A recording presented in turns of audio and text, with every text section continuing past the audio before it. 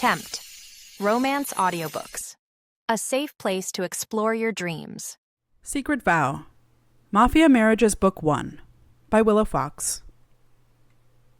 Chapter 1. Dante.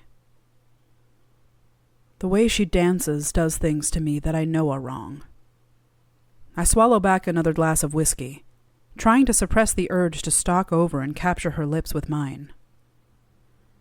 Tell me you're not considering sleeping with Nicole DeLuca, Marino says. He's my second, my best friend, and also blatantly honest, even when I don't want him to be. He also knows that I've sported a hard-on for Nicole since the moment I learned of Gino's daughter. I like a challenge, and she's off limits. It makes the catch that much more fun. Have you seen me so much as talk to her? I shoot Marino a glare to shut the hell up. Somehow I doubt he will do as I want. He's a good guy, if such a thing can be said about the Ricci family. You keep drinking and staring. She's bound to notice you, Marino says. Maybe that's the point. I want her to notice me. I want her to fear me like her father, Gino, fears my family.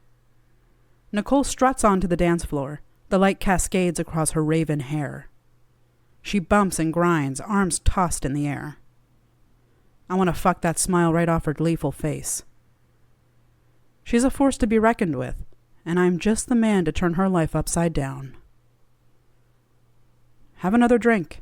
It's on me. Marino gestures to the bartender, and he waltzes over and pours another whiskey.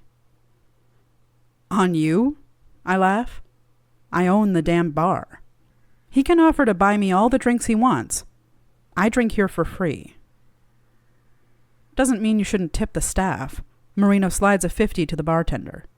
Ren something. I forget her name. I hired her after the last guy caused me a headache and a dead boss. Some things are just better left in the past. Being Dawn has its advantages, including getting any girl I want. Tonight, that girl is Nicole DeLuca. I shift on the bar stool. Usually I claim the corner booth. It has a reserved placard for the occasion that I might want to come in and have a drink or business with an associate. You need another girl, someone less deadly, Marino says. I laugh under my breath and sip my whiskey. You talk like she's an assassin. I wave my hand in the air.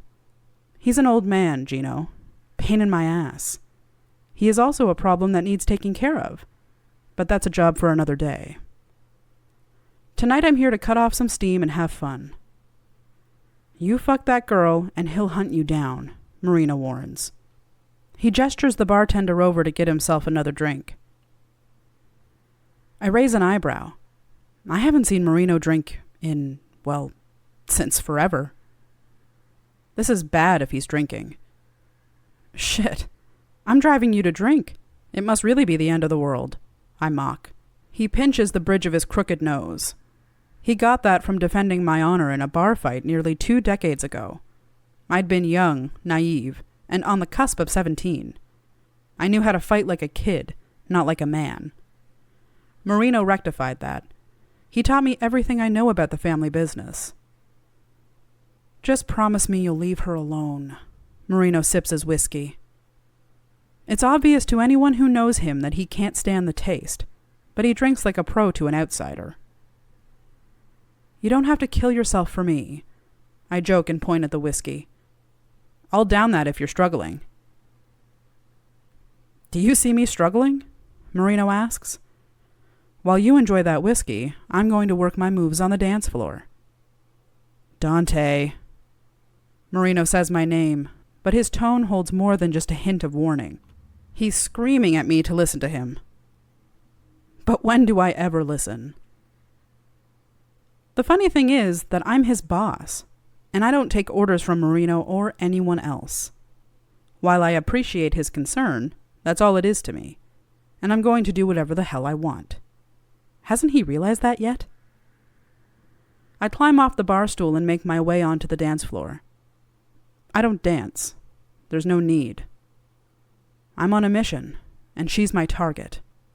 We lock eyes, and she blushes on my approach. Good. She doesn't seem to know me. At least she hasn't indicated that I'm a bastard trying to kill her father. I'm here with friends. She says that like the line will work to shoo me away. Nice of them to ditch you, I say. She's been dancing for the last 40 or so minutes, alone. The handful of guys who tried to pick her up haven't had any luck. One of them looks at me apologetically. I've yet to see her with a shot or drink in her hand, either. How do you know they're not in the bathroom? Nicole asks. If they are, they must have snuck out the window. She rolls her eyes.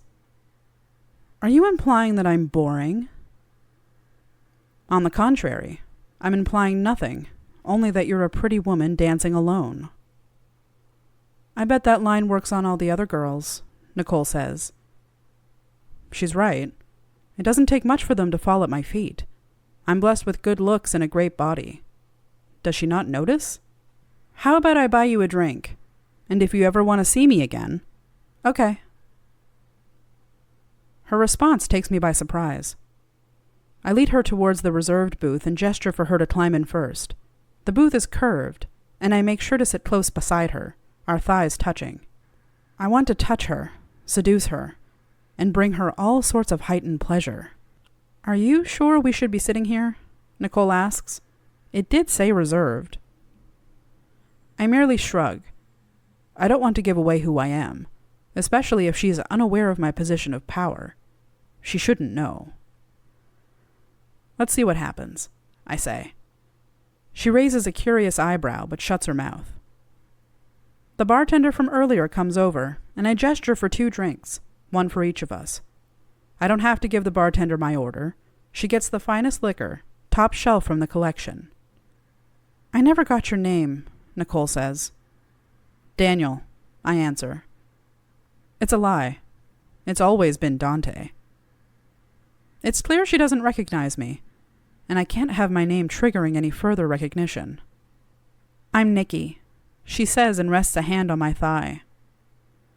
Her tune has changed since I met her a minute ago on the dance floor, but I'm not sure why. Do I care?